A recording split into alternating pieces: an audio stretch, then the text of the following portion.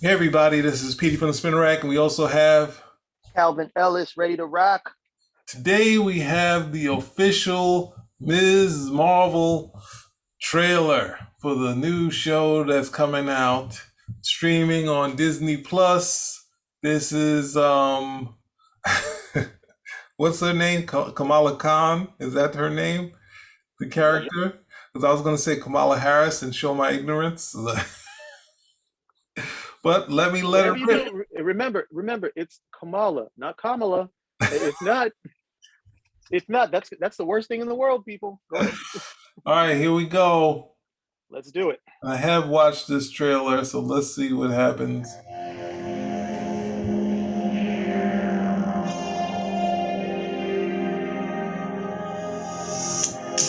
Okay, so first off, I just want to say, I get it. You get what? High school. Kamala. Another adventure shirt. Cute. She thinks I'm some kind of weirdo. You were weirdo. Boys. Yeah. You're kind of on my shirt. Sorry. But you're staring out the window in your little fantasy land. Kamala, hey, already? Really? Come on, like. Do I have to figure out my whole future before lunch, or is there maybe they're right? I spend Oh man, oh man, oh no, fantasy no, no. land. That is not you. It's not really the brown girls from Jersey City who save the world. That's a fantasy too. Did something happen to you? No, why? Did you hear something? Kamala? What does it feel like? Cosmic. Oh, and with this background music as well. I always thought I wanted this kind of life, but I never imagined any of this. Do you even know what you are?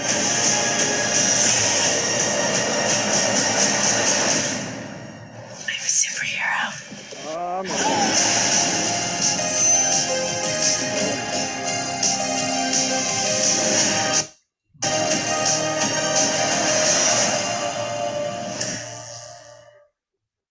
All right, you did a lot of hemming and hawing through this, and this just looks like Oh man, a fun adventure kid superhero thing. What was your issue with this? And I'm not being sarcastic here.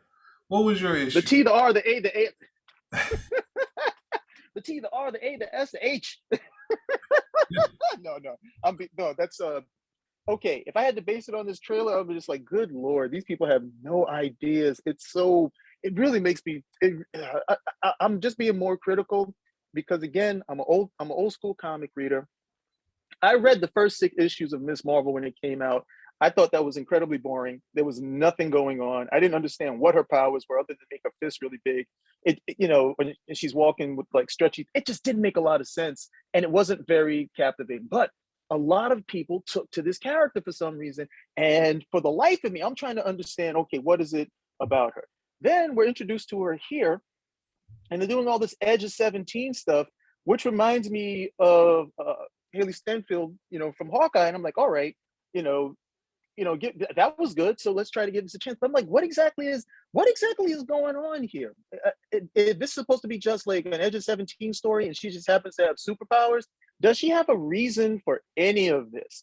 And I don't want to go too far because some of the stuff I have to see the show for. But the whole idea with her name being mispronounced or looking down, okay, maybe that's some stuff that we see repeatedly done during the show. Which, to be honest, look, you've known me since we were kids. You know how people have mispronounced my name for years. It's not the biggest. After a while, it's just not the biggest deal. But she's a teenager. But I kind of look at that stuff as petty. And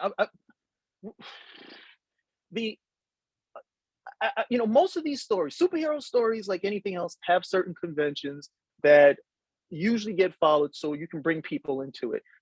It's a person, and they already have some sort of established character. The powers tend to bring them closer to the person that they should be. The powers tend to be pretty unique and interesting, things that they can manipulate in different ways, so they can solve problems in a clever manner. And there's some, there's usually, maybe some sort of self-sacrifice involved if it's a Spider-Man type character, not necessarily for all of them, but some resolution at the end of the day where they're able to put that core of themselves, to the forefront thanks to the introduction of these powers, which may be seen as detrimental as first or unwanted as first, but necessary by the end. That's for me like a classic superhero story. I look at this and there's a whole bunch of stuff going on. And I just like, okay, I don't know how you're gonna put. I really don't know how you're gonna put this together. Not based on this trailer, it just looks kind of messy, very messy. Well, for me, it just looks like a fun sort of kids show, like a Raven. God, I Raven. wish I could say the same. Oh, Raven- that's so Raven. That's a Raven type of thing where it's like, well, a little. Like I'm happy to see someone that's a little boy crazy, which has been almost forgotten these days. So that sort of thing, and the same because for me, like I'm sorry. I'm sorry. Time out right there. Okay, but that's the thing. We see this dude without his shirt off. We haven't seen any female characters in a similar situation, like a bathing suit or anything. So that's not exploitive. Exploitative, I should say.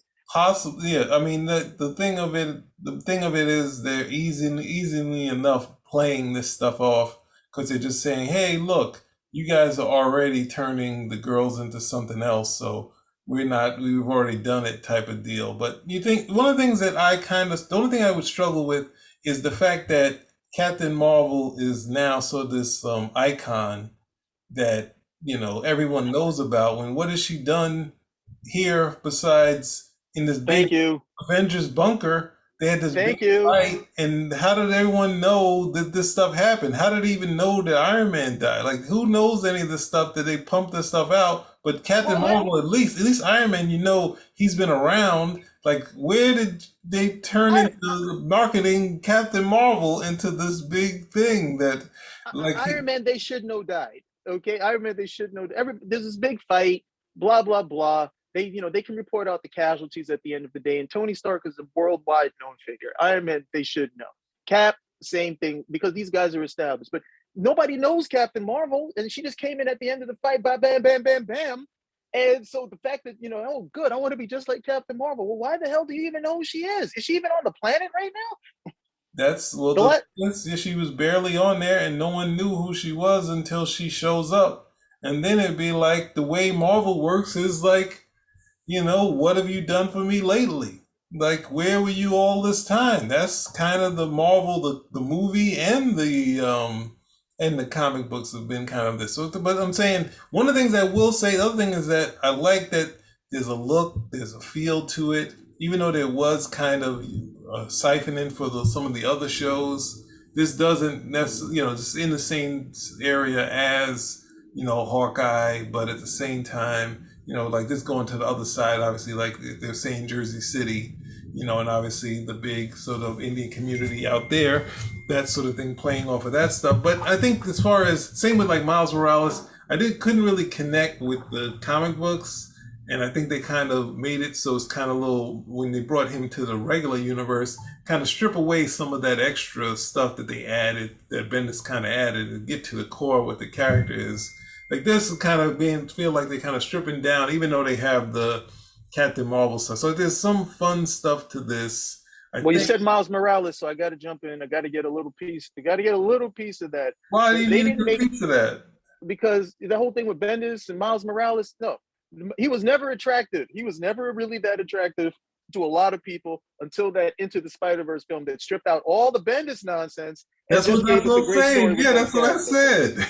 No, you didn't say that part about the Into the Spider-Verse stuff. You said that, I wouldn't have to jump in. Come on. I thought you were just talking about the Marvel. You were just talking about the Marvel stuff at the end. No, I'm saying that I didn't connect to it was, seeing these, seeing him on, just like Miles Morales. It wasn't until something like this, like seeing him on screen, which is kind of this could be. I'm not sure if it is, but I guess one of the things that, and I hear what you're saying. I just think that this could be a fun thing. I don't think having the influence of Captain Marvel being this big to connect. I mean, it makes it easy. But does she have those nega bands that she puts on, and she becomes does all have those weird powers? Is that what the bracelets that she's putting on?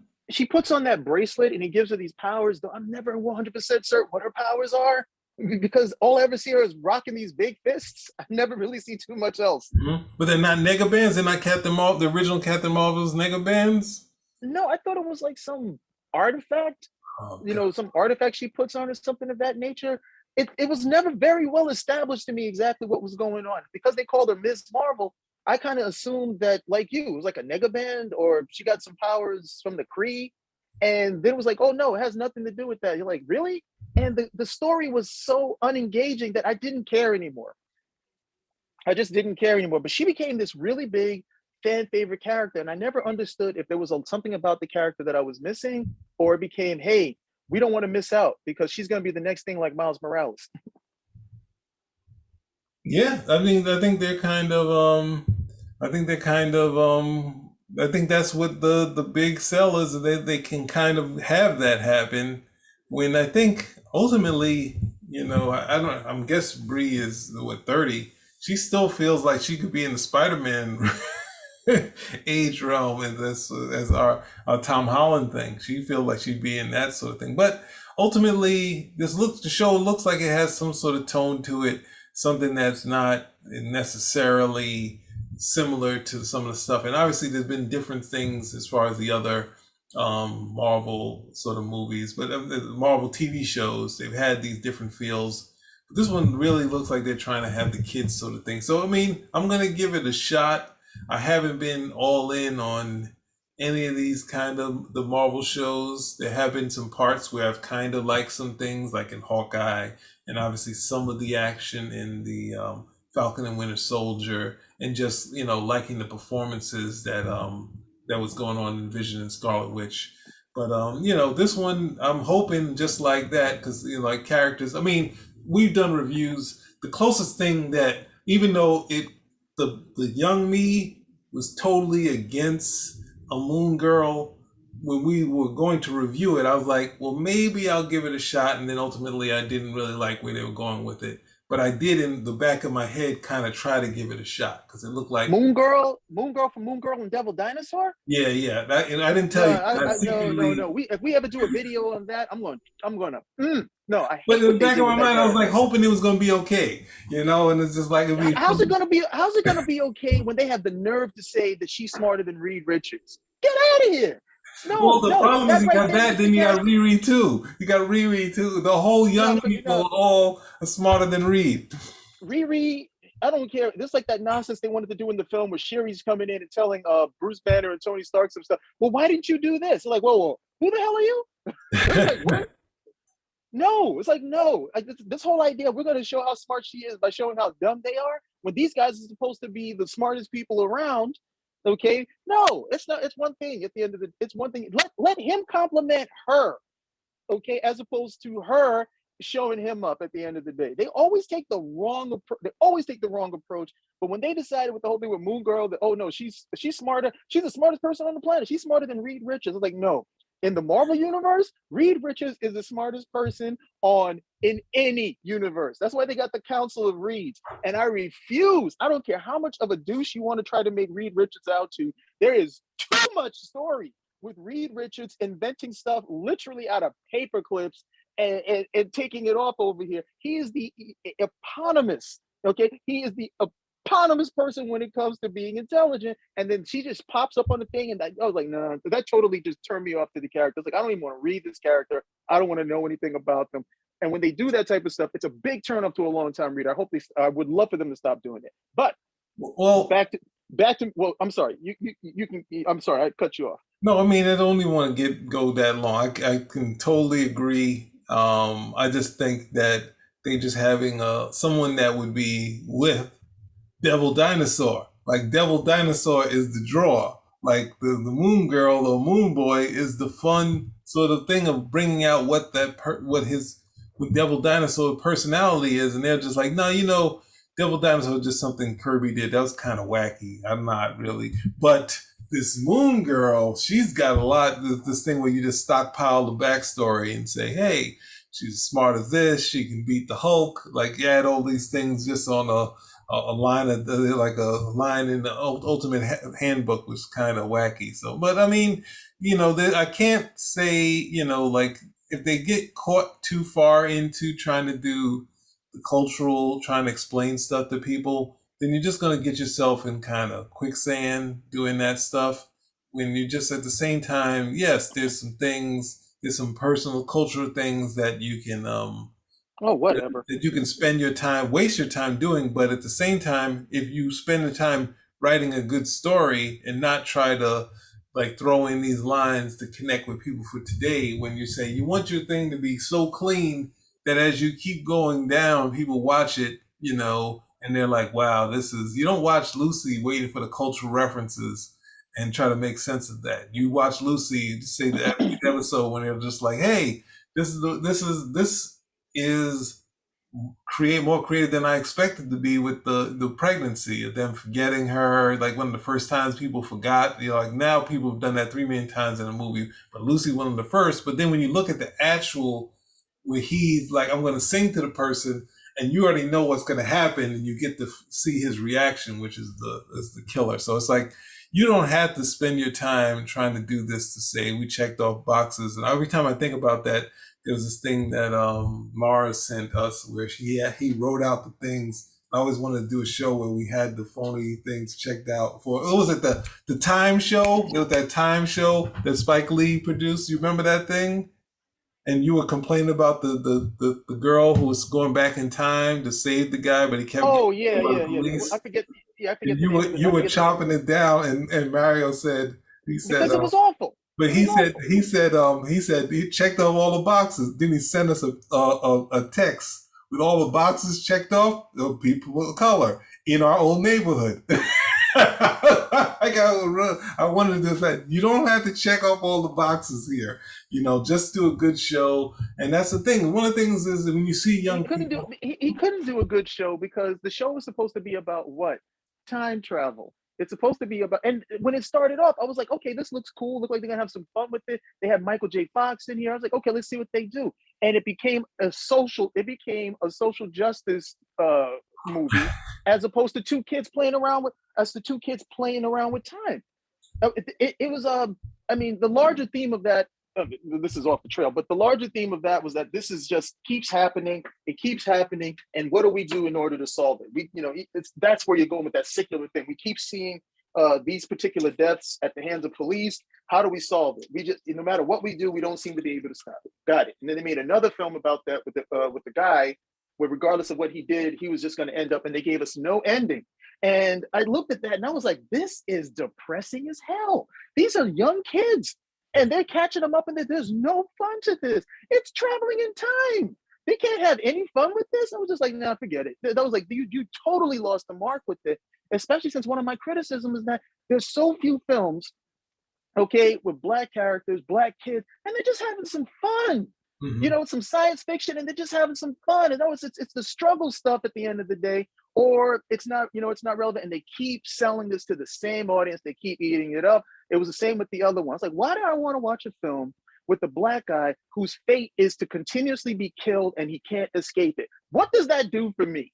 I don't care about this. I was like, no, what does that do for my life? Why would I want to show that why would that, if I have children, why do I want to show that to them? What does that do for their mental state? No, there's supposed to be Back to the Future was what? If you can go back in time, what would you do to correct stuff to make a better future for yourself? Here, they're saying regardless of what you do, you can't improve your future. So yeah, I was very critical of that, whether they realized they were saying that or not, but that always boils down to good storytelling. Moon Boy and Devil Dinosaur, Moon Boy's big thing was what? He was the most intelligent proto man, if you will, and that allowed him to have some sort of communication with Devil Dinosaur, who had a higher amount of intelligence at the end of the day than the average dinosaur. The best Devil Dinosaur story you will ever read is Devil Dinosaur and Godzilla. Must read that story if you have not got it. I own a few copies of it. No, you cannot have them. Well, But those some great stories. But this stuff, if they do Ms. Marvel right, by the time it's over, I will want to see the character triumph. I will like her character. They'll draw me in. I have to admit, I'm very hesitant. I'm very hesitant with what I've seen because what's this term they got? Mansplaining. I don't want to be culture splained. You know, if you're Pakistani, I don't want to be Pakistani splained as to what your life is like, okay? Or Hindi splained or Hong Kong splained. I don't care, to be quite honest, okay, about the about the cultural cosmetics of the character. I'm more concerned with the core. Who are you as a person? All those other things are nice, but who are you as a person? Because growing up and eating certain foods and worshiping in a certain way should contribute to you, as a particular person. That's what they're telling me, at least by these shows. So who are you as a person? That's what I'm most important with. Not that I really think those things should contribute that type of stuff more. It's really more of your upbringing, the people that pitched in to do such. But that's what I want to see with this character. And if they give me something that I can actually go with, okay. If not, then it's well, what can I say? Hopefully I can sell some books. I would say I'm okay if you're doing layering, but if you do that as your main part of your dialogue, then you don't have any story.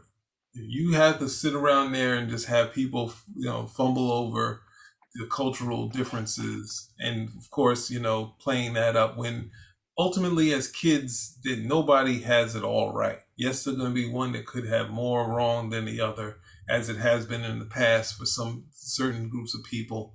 But if you're trying to do a fun story with kids, the hard part is not looking at the situation. When you see a group of kids, right? And I think I was at this set, and we were right next to a store, and we were shooting. We had all this gear, and this group of kids come, and the kids come, and it's just like a whirlwind, like right from lunch. It's just a whirlwind. The guys and girls yelling and screaming and this, that, and the other. They got a couple of Muslim girls with a little bit of headdress on them, and all of them screaming. They're all joking, laughing, screaming, yakety yakking, and all that. And you don't get into any of that stuff because they're all kids. They're all friends from the school, and this, that, and the other. If you're doing a story where she's a loner, but she obviously has friends here, she has connections.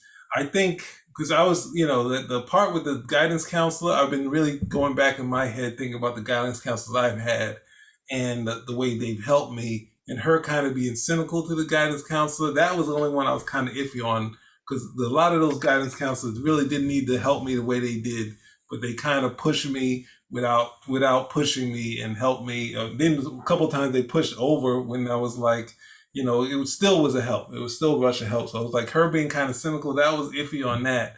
But I think when you look at kids, ultimately you need to get to your story first. And if you got layers you want to get to later and sneak and slip in there, I've only seen it done well, like Boy Meets World and maybe a couple other shows and a couple things I've seen in Degrassi. But otherwise, you turn into very special episodes, and those almost never work.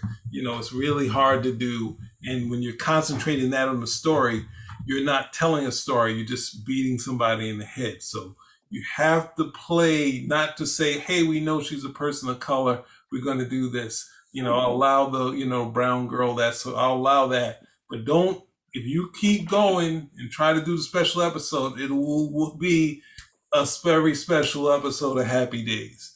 It will not turn out good. So keep it fun, layer it as best you can, and make sure if you're telling the story and you want to get to some heavy stuff, you layer it and you play it out in a way, not the situation where you say, well, she's a hero, but she's a kid. You also can have her make the mistake.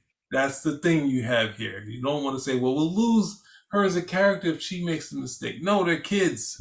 They have to make, I know TV, you don't want to show forgiveness, unless it's the lead character forgiving someone who did wrong, or lead character like with the Beaver forgiving Eddie Haskell or something like that. But otherwise, this is, you're talking about you want three-dimensional characters, but when people they don't actually. So just don't overdo it.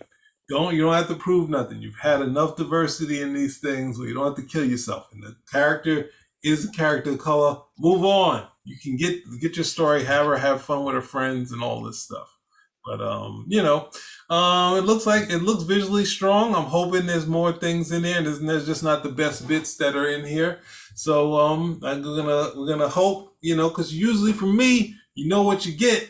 You get some complaints. I can sit around complaining there should be Carol Danvers. Carol Danvers is the only Ms. Marvel. But anyway, I'm just going to end. Anything else you want to add? Carol Danvers is the only Ms. Marvel.